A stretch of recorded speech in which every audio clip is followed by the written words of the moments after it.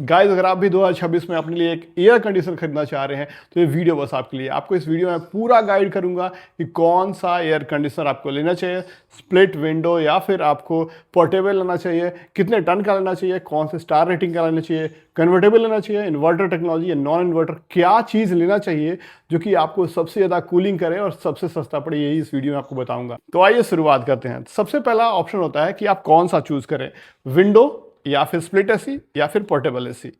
तो मेरा सजेशन आप सभी के लिए रहेगा कि देखिए स्प्लिट एसी ही आप प्रेफर करें अगर आपके घर में जगह है, आपका अपना घर है ड्रिल करने के लिए, या फिर बहुत से रेंट वाले लोग भी एसी लगाने के लिए ऑप्शन दे रहे हैं। तो अगर आपके पास ऑप्शन है, चाहे आपको 1 टन लेना है, 1.5 टन लेना है, जो भी लेना है, आप स्प्लिट ही प्रेफर कर लीजिए।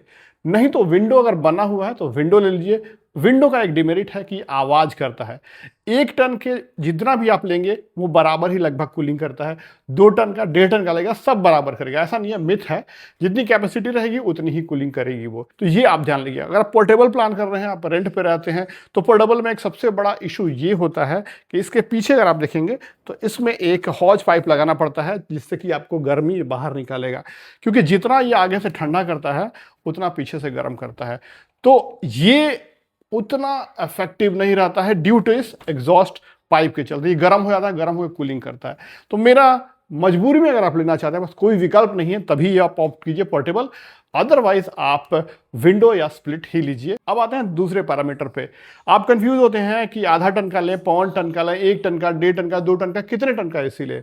जब इंडिया में आप एयर कंडीशनर खरीदने जाएंगे तो यहाँ पे आप देखेंगे इंडोर यूनिट पे, आउटडोर यूनिट पे तो लिखा रहेगा कूलिंग कैपेसिटी इन वाट्स। तो वाट्स में कितने वाट का 1 टन होता है एग्जैक्टली आप जान लीजिए।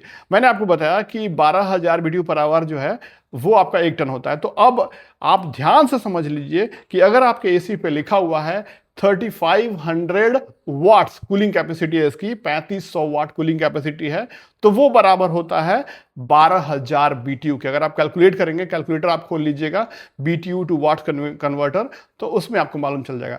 तो अगर 3500 वाट अगर आपका है तो आप समझ लीजिए कि वो 1 टन यानी 12,000 BTU है। तो एग्जैक्टली तो आप जरूर वाट को कन्वर्ट करके देख लीजिएगा कि वो कितने BTU पर आवर का है। अगर 12,000 से कम होता है तो मान लीजिए कंपनी वो चीट कर रही है 1 टन कह के, ये बात ध्यान दीजिएगा। तो इस तरीके से आप कैलकुलेट करके देख लीजिएगा। वैसे ही अगर 1.5 टन का है तो 1.5 टन का आपको 18,000 BTU पर आवर होता है, और उसे आप कन्वर्ट करेंगे वाट में तो 5200 वाट होता है। तो अगर आपकी 1.5 टन की कूलिंग कैपेसिटी वाले एसी पे अगर मेंशन है कूलिंग वाट में कि 5200 से कम है, तो समझ लीजिए कि वो 1.5 टन से कम है। तो 5200 वाट से ज़्यादा होना चाहिए, तभी वो 1.5 टन का होगा पक्का। ठीक है। वैसे ही 2 टन में अगर आप जाएं तो वो जो है वो 7,000 वाट से ऊपर होना चाहिए, तभी जाके वो पक्का पक्का 2 टन का है। तो ये आप चेक जरूर कर लीजिएगा। ठीक है। ब्रांड्स ऐसा कस्टमर के साथ मार्केटिंग ट्रिक खेलती है, वो कह देती है, मेंशन कर देती हैं 1 टन। 1 टन कहीं लिखा हुआ नहीं होता, बेचने वाले बोलते हैं, और साइड पे फ्लिपकार्ट पर ऐसा लिखा रहेगा, अमेजोन पर लिखा रहेगा, फिर दुकानदार बोलेंगे आपको, लेकिन कैपेसिटी एग्जैक्टली वाट में ही लिखा रहता है इंडिया में, जिसे आपको जरूरी है BTU पर आवर में कन्वर्ट करके, और फिर आप डिसाइड कीजिए कि वो 12,000 से अगर कम है तो 1 टन से कम है। ठीक है। 18,000 से कम है तो वो 1.5 टन से कम है, तो उस हिसाब से आपका होना चाहिए, ये वेरीफाई कर लीजिएगा। तो अब बारी आती है कि कितने टन का एसी खरीदना चाहिए आपके रूम के हिसाब से। तो देखिए आप सीधे 1.5 टन 2 टन छोटे से रूम में लगा लेंगे तो वो आपका लिए बेवकूफ़ी है। इनिशियल पैसा भी खर्च हो रहा है और कूलिंग भी बहुत ज़्यादा सडनली कर देगा, तो ठंड भी लगने लगी, दिक्कत होती है। सबसे कम जो आता है एसी वो लगभग आधा टन का आता है, जो कि लगभग 6,000 BTU का होता है, और उसके बाद फिर 1.25 टन का आता है। ठीक है। तो 1.25 टन या आधा टन का आप एसी लगा रहे हैं, चाहे कोई भी लगा रहे हैं, तो वो जो रूम है ना 10 बाई 10 से बड़ा नहीं होना चाहिए। ठीक है। और वो टॉप फ्लोर पे नहीं होना चाहिए, याद रखिए। अगर टॉप फ्लोर पे है और 10 बाई 10 से बड़ा है तो आप आधा टन या 1.25 टन का एसी मत लगाइए। लेकिन अगर रूम ग्राउंड फ्लोर पे है, बीच में है कहीं भी, तो आप डेफिनेटली आप आधा टन का लगा सकते हैं। अगर आपका रूम जो है 10 फीट बाई 10 फीट है, यानी 100 स्क्वायर फीट आपका अगर एरिया है तो। दूसरा 1 टन का एसी आप तभी चूज कीजिए जब आपका रूम का जो साइज है वो 10 फीट बाई 15 फीट है। यानी अगर आपका 150 स्क्वायर फीट के अंदर है रूम, 10 बाई 15 के आसपास है, तो आप डेफिनेटली 1 टन ले लीजिए। ठीक है। चाहे वो ग्राउंड फ्लोर पे हो, चाहे वो टॉप फ्लोर पे। टॉप फ्लोर पे थोड़ा सा कम इफेक्टिव हो, बट वो चलेगा। ठीक है। अब तीसरा जो आता है 1.5 टन का, 15 बाई 15 फीट का अगर रूम है तो आप 1.5 टन का ले लीजिए, इससे छोटा है तो, इससे बड़े वाले पे आपको नहीं लेना है, ठीक है। यानी 225 स्क्वायर फीट का रूम अगर आपका है तो आप 1.5 टन का एसी आप ले लीजिए, बहुत बढ़िया कूलिंग करेगा, ठीक है, चाहे वो ग्राउंड फ्लोर पे हो चाहे टॉप फ्लोर पे हो। अब अगर 2 टन का आप लेना चाहते हैं तो 15 बाई 15 से आप का रूम अगर बड़ा है तो डेफिनेटली हॉल है तो 2 टन प्रेफर कीजिए। अगर बहुत बड़ा है तो आपको 2 भी एसी लगाना सकते हैं, क्योंकि 2 टन से ज़्यादा मैन्युफैक्चर कंपनी नहीं करती है हाउस होल्ड के लिए। कमर्शियल में तो आता है आपका 5, साढ़े 5 टन 10 टन भी आता है कमर्शियल में, लेकिन इसमें जो है वो नहीं आता है ज़्यादातर कंपनीज में, ठीक है। तो 2 टन, कुछ कुछ कंपनी 2.5 टन निकालती हैं, बट उस हिसाब से आप अपना सिलेक्शन करके आप परचेस कीजिएगा। चलिए आप बात करते हैं स्टार रेटिंग्स यानी पावर रेटिंग्स की। आप देखते होंगे आमतौर पे आप जैसे ही शोरूम में जाएंगे तो 5 स्टार रेटिंग बकने लगते हैं लोग कि हमें 5 स्टार ही दे दो, यानी 5 स्टार लेके क्या आप बिजली बिल बिल्कुल जीरो कर लेंगे क्या? ऐसा बिल्कुल नहीं होता है। 3 स्टार और 5 स्टार में थोड़ा सा अंतर समझिए और आपको कितना इस्तेमाल करना है उस हिसाब से 3 स्टार या 5 स्टार चूज कीजिए। जिनके पास बहुत ज़्यादा पैसा है वो सीधे जाते हैं, अरे भाई दे दे मुझे 5 स्टार ही, ठीक है। लेकिन अगर आप बजट में जा रहे हैं, ठीक है, तो आपको ये भी देखना है कि 3 स्टार और 5 स्टार में दाम का कितना अंतर है। अगर आप 1.5 टन का ले रहे हैं एसी 3 स्टार में और 5 स्टार में, तो उसमें लगभग 8,000 से 10,000 रुपये का फर्क पड़ जाता है। 8,000 तो जरूर ही पड़ जाता है लगभग। तो आप वो 8,000 जो ज़्यादा दे रहे हैं 5 स्टार के लिए, वो कितने दिन में वसूल होगा पता है? लोग समझते हैं कि बहुत ज़्यादा बजट है, ऐसा कुछ नहीं है, ठीक है। मैं आपको बता रहा हूँ, अगर आप एक 1.5 टन का 5 स्टार एसी चलाते हैं और एक आप 1.5 टन का 3 स्टार चलाते हैं, तो हर घंटे लगभग 80 पैसे के आसपास, 1 रुपए के आसपास ये जो 3 स्टार वाला है ज़्यादा बिल देगा। तो अगर आप उस वैसे कैलकुलेट करेंगे अगर, तो अगर आप 12 घंटे एसी चलाते हैं तो 12 रुपये, है ना। उस हिसाब से अगर महीने में आप कैलकुलेट कर लीजिए, अगर आप टोटल साल में भी कैलकुलेट करेंगे ना, तो आपको 500 रुपये से ज़्यादा बिजली बिल का फ़र्क नहीं पड़ने वाला है 1.5 टन में, ठीक है। तो उस हिसाब से आपका लगभग 10 साल में 5,000 बचत होगा। 10 साल चलाएंगे ना पूरा तो 5,000। अब आप देखिए एक आम एयर कंडीशनर जो है वो 3 स्टार वाला 1.5 टन और 5 स्टार वाला 1.5 टन में प्राइस डिफरेंस कितना हो, बाई करने जाएंगे तो कितना होता है? लगभग 8,000 के आसपास, 8 से 6,000, 8,000, 10,000 के आसपास। और वो जो प्राइस डिफरेंस है वो उसको वसूलने में बिजली बिल में आपको लगभग 10 साल तो कम से कम लगेंगे, ये पक्का है, ठीक है। तो आप 3 स्टार या 5 स्टार तभी चूज कीजिए, मैं आपको बता रहा हूँ किन कंडीशंस में। अगर आपका डेली का यूसेज जो है वो 12 घंटे से कम है और पूरे साल में, महीने में आप 5-6 महीने ही एसी चलाते हैं, तो आप आंख बंद करके आप 3 स्टार ले लीजिए अगर आप बजट में जाना चाहते हैं तो। अदरवाइज आपको 5 स्टार तभी ऑप्ट करना चाहिए जब आपका यूसेज जो है वो 12 घंटे से ज़्यादा, यानी कोई कोई 18 घंटे चलाते हैं, कोई पागलों की तरह 24 घंटे भी एसी चलाते हैं अगर आप उस टाइप के सनकी हैं तो जिनको 24 घंटे चलाना ही एसी है, तो डेफिनेटली आप आंख बंद करके आप ऑप्ट कर लीजिए 5 स्टार वाला, ठीक है। और अगर आप सालों भर एसी चलाते हैं, कुछ लोग सालों भर, तो 5 स्टार वो लोग लीजिए। अदरवाइज आप आराम से, अगर आपको बजट का प्रॉब्लम है कि नहीं हमको एसी लेना ही है लेकिन पैसे भी उतने नहीं खर्च करने हैं, तो आप डेफिनेटली आप 3 स्टार के साथ जा सकते हैं। अब बात करते हैं इन्वर्टर और नॉन इन्वर्टर एसीज में।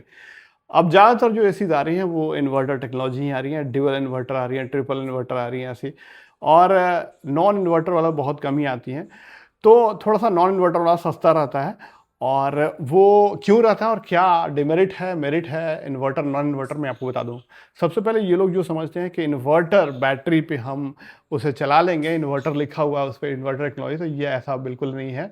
आप अपने नॉर्मल घर के बैटरी से जिससे आप चलाते हैं, जो कि 1 kVA का 1.5 kVA का रहता है, उससे आप नहीं चला पाएंगे ये कोई भी एयर कंडीशनर, चाहे वो इन्वर्टर हो या नॉन इन्वर्टर, ठीक है। तो inverter technology in the terms of air conditioner ये होता है कि उसका जो कंप्रेसर होता है वो वेरिएबल स्पीड से, यानी धीरे भी चल सकता है, ठीक है। यानी आपके बिजली बिल को अगर रिक्वायरमेंट कम है रूम में ठंडक का, या फिर रूम ठंडा ऑलरेडी हो गया है, तो वो फुल स्पीड से नहीं चलेगा, वो धीरे धीरे मेंटेन करते हुए चलता है बिजली बचाते हुए। ये उसकी खासियत होती है।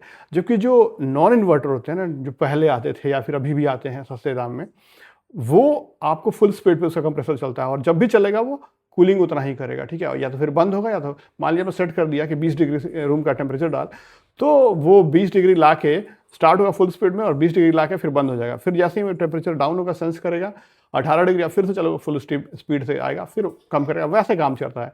लेकिन आप नॉन इन्वर्टर टेक्नोलॉजी वाले लेते हैं, अगर आप इन्वर्टर वाले लेते हैं, तो उसमें क्या होता है कि अगर आपका रूम टेम्परेचर अचीव कर लिया, तो वो क्या होता है, बंद नहीं होगा कंप्रेसर, वो धीरे धीरे थोड़ा थोड़ा कूल करते रहेगा और इस हिसाब से ये चलता है। तो प्रेफर डेफिनेटली कीजिए इन्वर्टर का। और ड्यूअल इन्वर्टर में भी यही टेक्नोलॉजी होती है, लेकिन रोटर जो है उसके 2 होते हैं, थोड़ा चीज़ों को आसान बनाता है, थोड़ा लाइफ उसका बड़ा करता है। और अगर आप मेरे से पूछें कि एक मेजर डिफरेंस, तो मेजर डिफरेंस बस यही है कि आपका जैसे ही जो इन्वर्टर वाले होते हैं वो आपको स्टार्ट होगा तो आपको लगेगा नहीं, लोड कंज्यूम नहीं ज़्यादा करेगा, आपको लगेगा नहीं कि एसी आपने चलाया है, धीरे धीरे लोड को बढ़ाएगा घटाएगा। जबकि नॉन इन्वर्टर वाले एक ही बार भग से आपका घर का पूरा लोड जो है डाउन हो गया वोल्टेज, फिर सडनली जब ऑफ होगा तो तेज हो जाएगा, ऐसे ठक ठक थोड़ा सा ये इश्यूज होते हैं। और कोई इशू नहीं है, लेकिन प्रेफर आप कीजिए इन्वर्टर वाला ही, चाहे वो सिंगल है या डबल इन्वर्टर। अब बात कर लेते हैं अगला पैरामीटर, जो कि आजकल आप देख रहे होंगे, कन्वर्टेबल एसी, एआई कन्वर्टेबल, ठीक है। ये क्या होता है और क्या आपको कन्वर्टेबल एसी लेना चाहिए या नहीं लेना चाहिए, ये बहुत ही ज़रूरी सवाल है। आमतौर पे आप शोरूम में जाएंगे तो मैं तो एक बार शोरूम में गया था, तो वो जो सेल्समैन है ऐसे बेवकूफ़ बनाने लगे, क्या बोले, भैया ये कन्वर्टेबल है, 8 in 1 6 in 1 है, आप 1.5 टन का लीजिए, 2 टन का लिए भी कन्वर्ट हो जाएगा। जैसे आप देखते हैं ना कि रैम होता है उसको एक्सपेंड कर देते हैं, तो यहाँ पे भी सेम यहाँ पे है 1 टन वाला। हम बोले अरे भैया ऐसा कैसे हो सकता है, तो 1 टन का ऐसी है, 2 टन जब वो काम करने लगेगा तो आदमी कोई लेगा ही नहीं 1.5 टन 2 टन का। तो नहीं सर, ऐसा होता है, आप मेरा बात मानिए, कन्वर्टेबल लीजिए, बहुत बढ़िया है, ऐसा ऐसा। तो अब इसके पीछे आप थोड़ा सा लॉजिक समझ लीजिए, ऐसा कुछ नहीं है, ये जो सेल्समैन है कुछ ही बोले, ज़्यादातर जो सेल्समैन आप देखेंगे उनको बस वही रहता है कि इसमें ज़्यादा मार्जिन है वो सेल कराना है, बाकी वो बेसिक ट्रेनिंग दिया रहता है तो उनको उतना आइडिया रहता नहीं है। तो आप अपना रिसर्च करके जाया कीजिए। तो कन्वर्टेबल एसीज क्या है आप देख लीजिए, मैं आपको बता रहा हूँ, देखिए।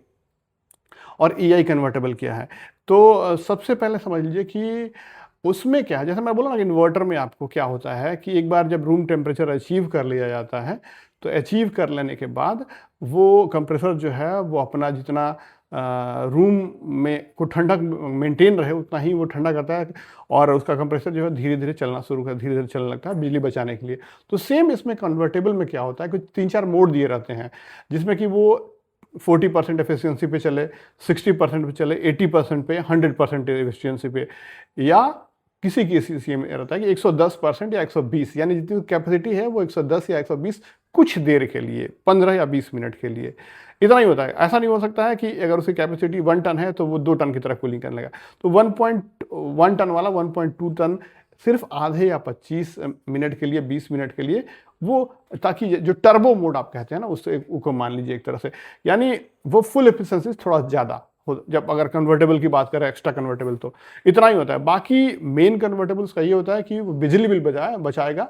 अगर रूम में बहुत सारे लोग हो गए तो 100% एफिशिएंसी पे काम करेगा। अगर मान लीजिए रूम ठंडा हो गया है, सिर्फ 2-3 लोग हैं, तो वो अपने आप जो है, या फिर आप बटन दबा के, आप मैनुअल अगर कन्वर्टेबल है तो बटन दबा के आप उसे 80% पे काम करा सकते, 60% पे, 40% पे, 30% पे, यानी बिजली बिल आपका बढ़ाए और रूम में ठंडक भी रखे। तो डेफिनेटली आपको कन्वर्टेबल एसी ही लेना चाहिए, ठीक है। उसमें अब 2 in 1, 3 in 1, 4 in 1 ये बहुत होते हैं, ठीक है ना। अब 6 in 1, 7 in 1 सब मतलब एक बेवकूफ़ी बनाने वाली चीज़ें हैं, वो मार्केटिंग पॉइंट्स हैं, तो सब के चक्कर में मत पड़िए।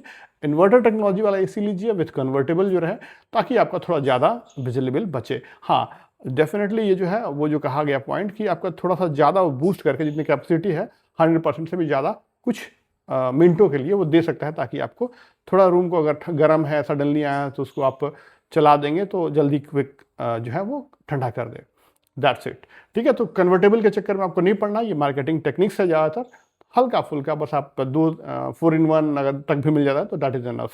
आगे बात करते हैं कॉपर क्वाइल्स का। तो अगर आप देखें तो इसमें कंप्रेसर में जो है वो क्वाइल्स होते हैं वो, या फिर ये कंडेंसर यूनिट में आपको जो ये ट्यूब्स हैं वो कॉपर के हो, या फिर इसका जो इवापोरेटर यूनिट है उसमें जो क्वाइल है वो आप कह लीजिए। तो ये जो ट्यूब्स क्वाइल्स जो है अगर कॉपर के रहते हैं तो ज़्यादा जल्दी अच्छा ठंडा करते हैं, इफेक्टिव ठंडा करते हैं। तो हमेशा प्रेफर कीजिए वही ऐसे लेने के लिए जिसमें आपको 100% कॉपर क्वाइल मिल रहा है। एल्यूमिनियम वाला का दाम जो है काफ़ी सस्ता हो जाता है अगर इस्तेमाल करें कंपनी तो डेफिनेटली उससे आप थोड़ा सा अनइफेक्टिव होता है। तो प्रेफर कीजिए कॉपर क्वाइल वाला ही एसी लेने के लिए। देख लीजिए कि उस पर लिखा हुआ रहता है कि 100% कॉपर कॉयल। अब बारी आती है ब्रांड्स की, कि कौन सा ब्रांड में बहुत कंफ्यूज लोग रहते हैं। देखिए ब्रांड्स से बहुत कोई फर्क नहीं पड़ता। देखिए ब्रांड से एक ही चीज़ है कि सर्विस, ठीक है, कि सर्विस कितना बढ़िया दे, आपका ख़राब हो तो बहुत जल्दी बना दे, अच्छे से बना दे। तो ये डिपेंड करता है एरिया टू एरिया, किसी एरिया में किसी ब्रांड की सर्विस ख़राब भी रहती है। लेकिन मेरा ये रिकमेंडेशन है आप टॉप ब्रांड्स प्रेफर कीजिए, वो ज़्यादा बेहतर है। आप वोल्टास ले लीजिए, ब्लू स्टार ले लीजिए, कैरियर ले लीजिए, डकिन ले लीजिए, लॉयड ले लीजिए, जो पैनासोनिक, जो भी बढ़िया, मतलब सारे ब्रांड्स लगभग जो है ना पॉपुलर ना, सारे ब्रांड्स में कोई इशू नहीं है, किसी ब्रांड को देख लीजिए आप। हाँ डेफिनेटली अगर आप परचेज करने जाएंगे तो उसमें डिस्काउंट देखिए कि हमारा, दो चीज़ मेंशन जरूर कीजिए कि आपका वो जो है वो कितने BTU का, यानी वॉटेज का है, कितना कूलिंग कर रहा है। अगर ये 1.5 टन का है तो 1.5 टन के बराबर उसका BTU है या नहीं। ऐसा तो नहीं है कि कंपनी उसे कम है और उसमें लिखा हुआ बोल रही है 1.5 टन, तो वो वेरीफाई कर लीजिए। उसके साथ प्राइस कितना है वो देख लीजिए। और आप ऑनलाइन या ऑफलाइन में, देखिए ऑफलाइन में ज़्यादातर केसेस हैं कि आप ठगे ही जाएंगे या फिर आपको ज़्यादा पैसा देके आएंगे। प्रेफर कीजिए ऑनलाइन प्लेटफॉर्म आपके घर तक पहुंचा रही हैं, सब कुछ ठीक ठाक है, तो वहाँ पे अगर आपके पास क्रेडिट कार्ड है अलग अलग बैंकेस का, तो उसमें एडिशनल आपको 3, 4, 5 हज़ार रुपये भी डिस्काउंट मिल जाता है अगर अलग अलग बैंक पे देख लीजिए। फ्लिपकार्ट में हमेशा चलता है, तो डेफिनेटली आप प्रेफर कीजिए फ्लिपकार्ट वगैरह, वहाँ से आप बाई कीजिए, आपको अच्छा सा डिस्काउंट मिलेगा। इवन आप देखेंगे शोरूम वाले भी वो मंगा के और क्रेडिट कार्ड से, और वो 4-5 हज़ार का डिस्काउंट जो है लेते हैं, आपको उसी रेट पे दे देंगे ऑनलाइन दिखा के। तो बाई आप कीजिए वही चीज़ जो आपको पसंद है, अपना दिमाग लगा के, जहाँ से आपको ख़रीदना है।